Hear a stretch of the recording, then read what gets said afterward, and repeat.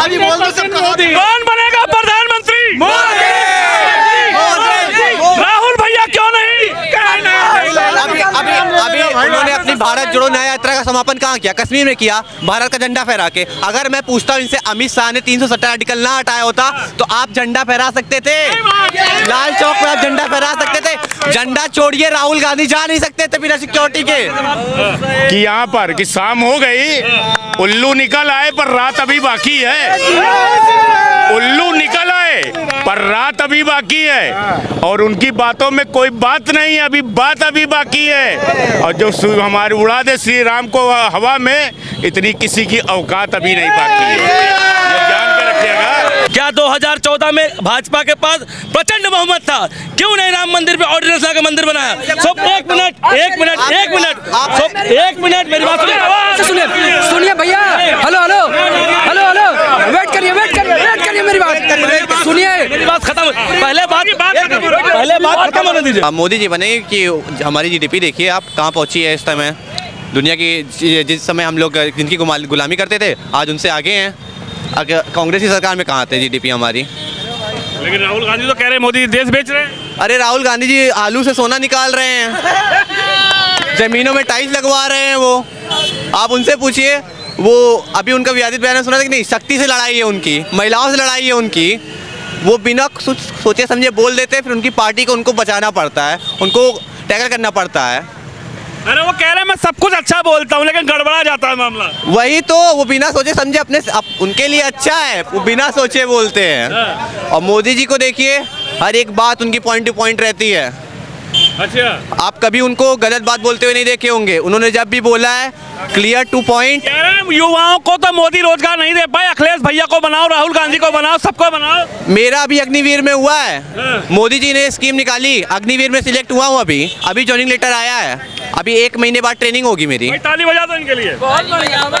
अग्निवीर जी, जय श्री राम। अग्निवीर से नाराज थे लोग। देखिए नाराज होते नहीं है लोग, अगर आपको नौकरी मिल रही है तो आप करेंगे ही करेंगे।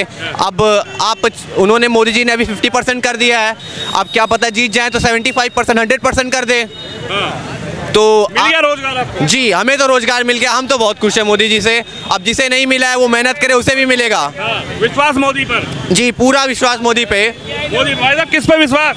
मोदी नरेंद्र मोदी 100% मोदी। टक्कर में नहीं है? कोई टक्कर में नहीं, कोई टक्कर में नहीं, सिर्फ मोदी आएगा, मोदी ही आएगा। राहुल गांधी टक्कर नहीं? राहुल गांधी मजाक है, राहुल गांधी का कोई मतलब ही नहीं है। वो क्या बोलते हैं, क्या करते हैं, क्या सुनाते हैं, रह के चीन चले जाते हैं, समझे। चीन के साथ हाथ मिलाया हुआ है। देश की अर्थव्यवस्था को संभालने वाला जब से मोदी यहाँ है, देश की अर्थव्यवस्था कुछ के कुछ। अभी देखें $3 ट्रिलियन जा रही है देश की अवस्था, समझे। अब मोदी आने के बाद देश तीसरे नंबर पर, 3rd पोजीशन पर वर्ल्ड में आ जाएगा। वो तो कह रहे हैं देश बेच रहे हैं मोदी जी, विपक्षी नेता। कहाँ, सब कांग्रेस वाले परेशान है ना, कुछ कर नहीं पा रहे हैं, घोटाला नहीं कर पा रहे हैं, देश बेच नहीं पा रहे हैं, इसलिए परेशान है। अगर कांग्रेस को कुछ करना होता, करते राजस्थान में, करते हिमाचल प्रदेश में, हम समझ में आता कि चलो बहुत बढ़िया कर रही है, समझे। आप करके तो दिखाओ अपने स्टेट में। राजस्थान में पेट्रोल 108 रुपये लीटर, समझे, यहाँ पे 96 रुपये लीटर, समझे। बताइए, और वहाँ 116 रुपये का कलकत्ते में, बंगाल में, बताइए कौन लूट रहा है, समझे, बताइए कौन लूट रहा है। और जहाँ तो सब मिल गए ना, दीदी मिल गई, ममता, प्रियंका दीदी मिल गई, राहुल भैया मिल गए, अखिलेश भैया मिल गए, अरविंद केजरीवाल मिल गए, सब तो मिल गए। चोर चोर मुसेरा भाई, सारे सियार एक तरफ, शेर अपना एक तरफ, एक शेर अपना एक तरफ। सर देखिए वो अग्निवीर में सेलेक्ट हुआ है, कितना खुश है लड़का, समझे। इस वक्त स्वरोजगार की योजना गवर्नमेंट लोन दे रही है, सब कर रही है, स्वरोजगार में बहुत बढ़िया चल रहा है देश। और बताइए, मैं इनकी बातों का जवाब देना चाहता हूँ। बिल्कुल दीजिए। अगर मैं ढूंढ रहा था, अगर एक अलायंस चोरों का गठबंधन है तो भारतीय जनता पार्टी, जिस एनडीए गठबंधन में कितने दल हैं, मैं इनसे पूछना चाहता हूं। अगर एक गठबंधन बना है यूपीए का, जिसका नाम इंडिया दिया गया है, अगर उसको देश की जनता और भारतीय जनता पार्टी के समर्थक और नेता अगर चोर कहते हैं, तो यह सबसे बड़ी चोरी अटल बिहारी वाजपेयी ने किया था, जिसने कांग्रेस को हराने के लिए अपने चुनाव निशान, और भारतीय जनता पार्टी जिसका नाम है, उसका नाम पहले जनसंघ था। अगर यहाँ बैठे पूछ लीजिए, कांग्रेस को हराने के लिए, इंदिरा गांधी को हराने के लिए अपने चुनाव निशान का अंत किया। कम से कम कांग्रेस के पास वो स्थिति नहीं है। कांग्रेस पार्टी, भारतीय राष्ट्रीय कांग्रेस पार्टी चुनाव निशान हाथ के पंजे पर चुनाव लड़ रही है। भाजपा के तरह अपने जलते हुए दीपक को बुझाकर इंदिरा गांधी के खिलाफ चुनाव जैसे लड़ा था अटल जी ने, उस तरह राहुल गांधी, सोनिया गांधी, मल्लिकार्जुन खड़गे चुनाव नहीं लड़ रहे। प्रधानमंत्री कौन बनेगा? प्रधानमंत्री देश की जनता 200 बोल दिया मोदी प्रधानमंत्री बनेंगे। कौन बनेगा? ये 272 सांसद जब संसद में जीत, ये तो फिक्स है, ये तो बोलने मेरे भैया मैं सुनिए, मेरी बात सुनिए। वो वाले हैं जो हॉस्पिटल में सब कुछ खाएंगे, उसमें खाएंगे कंट्रोल में लेके और फिर वैसी बुराई करेंगे। कंट्रोल देखिए आप उनको हिंदुओं में लाइन लगाए हुए हो, खाएंगे कम और गाएंगे ज्यादा। बोलिए। देखिए ये जो बोल रहे हैं वाजपेयी, अटल बिहारी वाजपेयी इतने तेज होते मोदी जैसे, एक वोट से नहीं हार जाते, एक वोट से उनको लेके हरा दिया गया। उन बेचारों का वो हाल हो गया, जबकि इतना बढ़िया देश को चला रहे थे वो, एक वोट। चाचा जी आप बताइए कौन? ना कहे जीतेगा बीजेपी ही और पूरे हिंदुस्तान में लहराएगा राम झंडा ही, ये गारंटी नहीं पाता। मोदी ही आएगा। राहुल भैया कहाँ जाएंगे? नहीं वो गए, उनकी नाम आ रहे हैं, कुछ नहीं आएगा। हाँ भैया पूछिए, इधर पूछिए। बोलिए। जी। अभी आपने कहा एक वोट से सरकार, एक वोट की सरकार की बात करें। अगर कांग्रेस पार्टी ने अटल जी की सरकार, अटल जी को छोड़िए, राजीव गांधी को छोड़िए, आज की बात करिए। गठबंधन का चेहरा मोदी, गठबंधन का चेहरा कौन? हमारे गठबंधन का चेहरा देश की जनता है। अरे नहीं। बताइए अभी जनता ने क्या, रुकिए, अभी जनता ने, पटेल से हार गए थे तब भी बना दिया गया था। अभी जनता से पूछते हैं। हाँ बोलिए। लोग खड़े हैं भाई, गलत नहीं बोल रहे, सही बोल रहे। हरिनारायण। कौन चाहता है मोदी पीएम बने? कौन चाहता है राहुल भैया बने? तुम भी नहीं बोल। अब मैं बोल रहा हूँ, मैं इसलिए नहीं बोल, दिल इनका मोदी जी के पास ही है। बोल रहे हैं राहुल गांधी कह रहे हैं, लेकिन वोट मोदी को ही देंगे। मेरी बात का जवाब, मैं क्यों नहीं बोल रहा हूँ, मेरी बात को सुनिए, मैं क्यों नहीं बोल रहा हूँ, क्योंकि हम, एक मिनट, हमारे गठबंधन ने, इंडिया अलायंस की जितनी भी बैठकें आज तक हुई, आप मीडिया के लोग हैं और यहाँ जनता खड़ी है, जितनी भी हमारी बैठकें हुई आज तक उस बैठक में प्रधानमंत्री पद को उम्मीदवार हमारे गठबंधन ने अनाउंस नहीं किया है। क्यों नहीं किया? ये गठबंधन जब समय आएगा, हमारे गठबंधन का एक नियम होता है, गठबंधन के देश की सरकारें को बनने का एक नियम होता है। सुन तो लीजिए,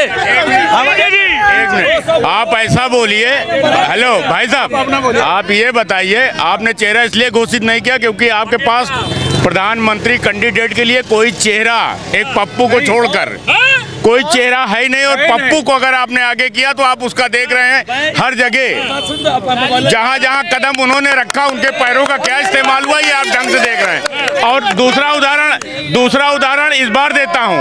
पिछली बार यूपी में आप लोगों ने, सपा, बहुजन, सारी पार्टियों ने एक होके सब कुछ किया और एक आपने नारा दिया था, मिले मुलायम काशीराम हवा में उड़ गए। और अब की बता दे रहा हूं कि यहाँ पर कि शाम हो गई, उल्लू निकल आए पर रात अभी बाकी है। उल्लू निकल आए पर रात अभी बाकी है और उनकी बातों में कोई बात नहीं, अभी बात अभी बाकी है। और जो हमारे उड़ा दे श्री राम को हवा में, इतनी किसी की औकात अभी नहीं बाकी है, ये जान के रखिएगा। और गठबंधन में और हम लोग किसी पार्टी या राष्ट्रवाद की जब बात करते हैं, देश में आई समस्या, पहली पार्टी एक ऐसी है जिसने धारा 370, इसके अलावा 3 तलाक, मंदिर का काम, जितना भी हिंदुस्तान में असंभव माने जा सकते थे, जो इतिहास में कभी नहीं हो सकता था, उस इतिहास को अगर बनाने का किसी ने काम किया तो मात्र बीजेपी है। क्या कहेंगे?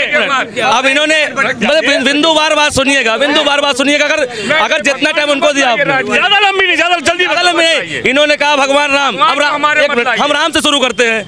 मैं चैलेंज से कहता हूं, जितने लोग खड़े हैं, भारतीय जनता पार्टी के पास इतनी हिम्मत नहीं थी 2014 में उन्होंने सरकार बनाई। क्या 2014 में भाजपा के पास प्रचंड बहुमत था? क्यों नहीं राम मंदिर पे ऑर्डिनेंस लाकर मंदिर बनाया? सब एक मिनट मेरी बात सुनिए भैया। हेलो, वेट करिए मेरी बात सुनिए। मेरी बात खत्म, पहले बात खत्म होने दीजिए, पूरी बात खत्म होने दीजिए, बात खत्म होने दीजिए। और सुप्रीम कोर्ट का फैसला, कोई भी सुप्रीम कोर्ट का जजमेंट आता है लोअर कोर्ट से आता है, ना कि सुप्रीम कोर्ट से आता है। लोअर कोर्ट की कार्रवाई कांग्रेस की सरकार में हुई, हाई कोर्ट में फैसला कांग्रेस सरकार में है, और सुप्रीम कोर्ट का फैसला भाजपा की सरकार में। भाजपा ने संविधान में संशोधन करके या ऑर्डिनेंस ला के मंदिर नहीं बनाया, सुप्रीम कोर्ट का फैसला मंदिर बनाया है। यही तो हमारी देश की खूबसूरती है कि हमारी देश की सरकार क्या कर रहे हैं? पूरी नियम कानून से चली। अगर तुम लोग कहते हो कि भाई जबरदस्ती से, हमारी सरकार नियम से काम करी है, बहुमत में थी भाई साहब, तभी उसने राम बोलिए जवाब दीजिए, कहाँ मोदी ने मंदिर थोड़ी बनवाया? भाई साहब ने अभी बहुत अच्छा उदाहरण दिया। मोदी जी ने मंदिर थोड़ी बनवाया? नहीं, वही भाई साहब को बता रहा हूँ, मंदिर तो मोदी जी ने ही बनवाया।